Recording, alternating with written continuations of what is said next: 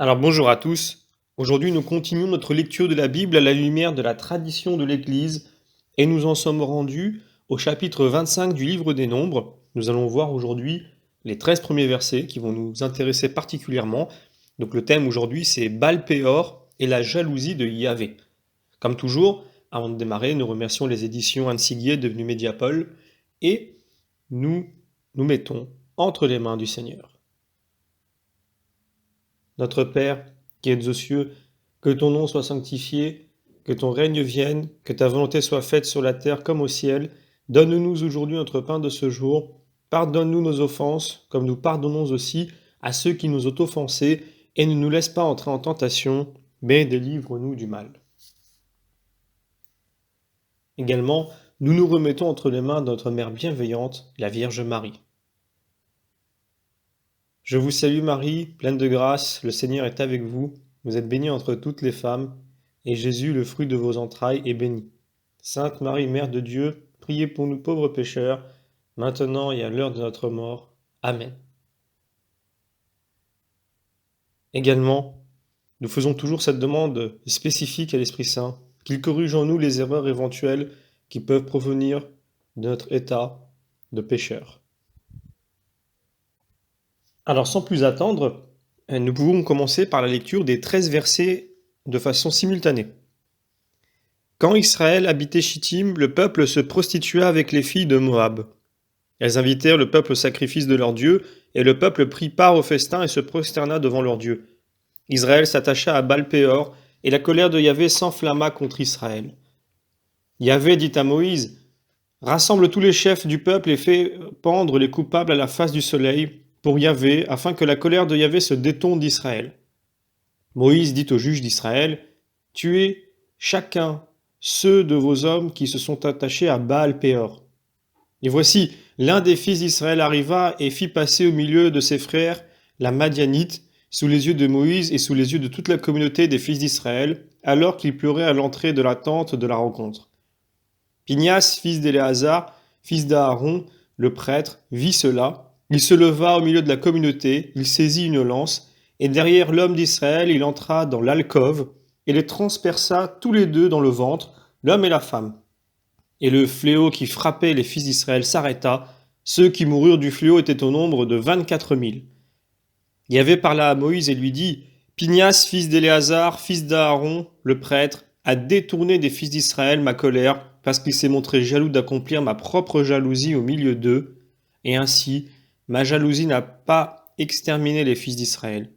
C'est pourquoi je le déclare, voici que moi je lui donne mon alliance de paix, et ce sera pour lui et pour sa descendance après lui une alliance sacerdotale, à perpétuité, parce qu'il s'est montré jaloux pour son Dieu, et qu'il a fait la propitiation pour les fils d'Israël. »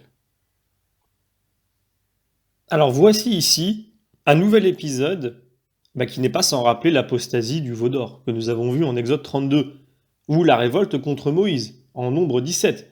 On y retrouve la même séquence. Faute collective, appel à ceux qui sont restés fidèles, expiation meurtrière, qu'elles soient infligées par les fidèles ou directement par Dieu, les prêtres jouant alors un rôle d'intercession entre Israël et Yahvé. D'ailleurs, dans le chapitre 25 des Nombres, il semble que le fléau envoyé par Dieu se conjugue au châtiment infligé par les juges. Quoi qu'il en soit, la crise se termine par le pardon de Dieu et la confirmation de l'alliance en reconnaissance de ceux qui sont restés fidèles et ont intercédé pour les coupables. Donc Moïse après le veau d'or, Aaron après les murmures, Pinias après Baal-Péor.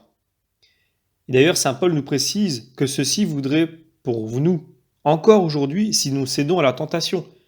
Donc je lis le passage en question, c'est dans 1 Corinthiens chapitre 10. « Ne nous livrons pas à la débauche, comme certains d'entre eux s'y livrèrent, et il en tomba 23 000 en un seul jour. » Il y a d'ailleurs un autre passage aussi qui parle de Nombre 25. Il s'agit par exemple du Siracide, chapitre 45.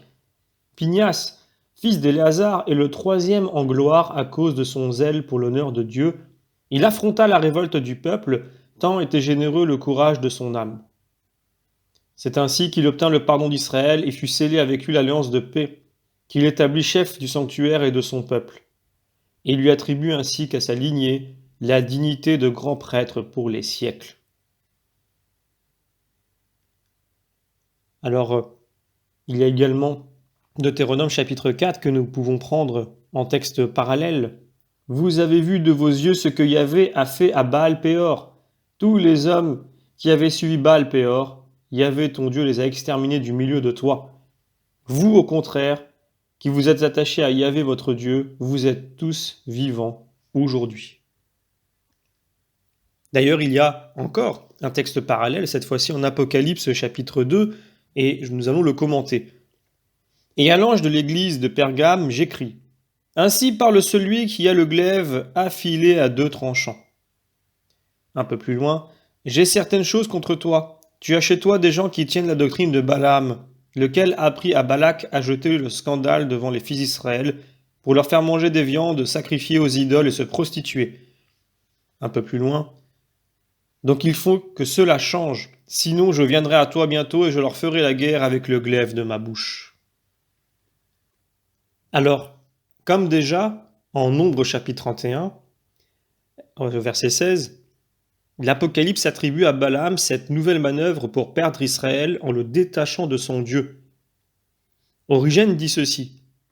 Nous apprenons ainsi que Balaam donna à peu près ce conseil.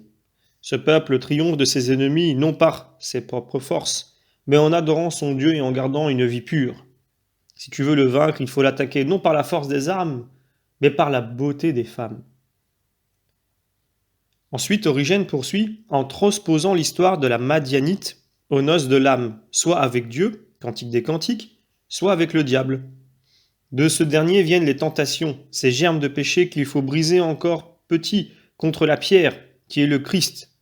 Et donc on reconnaît aussi l'exécration finale du psaume 137, qui paraît si révoltante quand on ne prend qu'au sens le plus matériel. Mais Petra erat Christus est une citation de 1 Corinthiens chapitre 10 où saint Paul nous invite justement à prendre les événements de l'Exode et en particulier Baal-Péor comme autant d'exemples de notre propre itinéraire spirituel. Même là où il semble se livrer à ses thèmes favoris, Origène reste donc bien dans la perspective indiquée par l'écriture elle-même. Et au surplus, que cette interprétation ne majore pas la portée réelle de l'épisode, nous en avons un autre indice dans les ressemblances de Baal-Péor avec le modèle fondamental de la tentation et du péché originel en Genèse chapitre 3. Et nous pouvons prendre d'ailleurs un parallèle au père Damien Debuisson qui dit ceci. Le faux prophète, le serpent, poussant les femmes, Ève, a proposé aux Israélites, Adam, de manger les viandes immolées aux idoles, et donc ce serait manger le fruit. Toute la séquence est là. À tout instant en ce texte surgissent des réminiscences du drame primitif, thème du bien et du mal, du pouvoir et du savoir, thème des yeux clos et qui s'ouvrent pour voir. Balaam, nommé l'homme, Adam, en Nombre 24, répond à Balak « Je ne pourrai transgresser l'ordre de Yahvé et en faire moi-même ni bien ni mal. » Aussi, à l'inverse d'Adam, quand il voit d'un regard pénétrant ce qu'il découvre n'est pas sa nudité, mais la promesse messianique déjà présente en Genèse 3,15.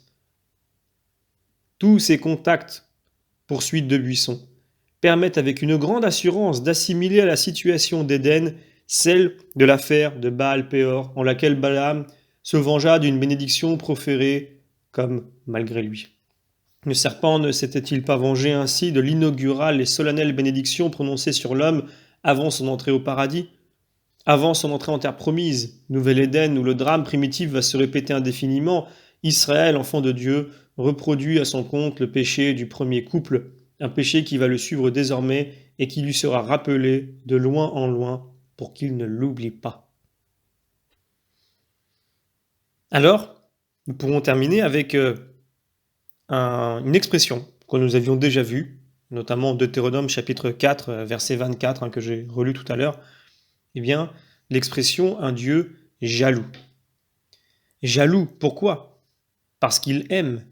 C'est l'autre face, inséparable de l'alliance nuptiale de Dieu et des hommes. Une fois accomplie dans le Christ, à plus forte raison, devons-nous prendre garde de provoquer la jalousie du Seigneur, comme nous le dit Saint Paul en 1 Corinthiens chapitre 10 verset 22.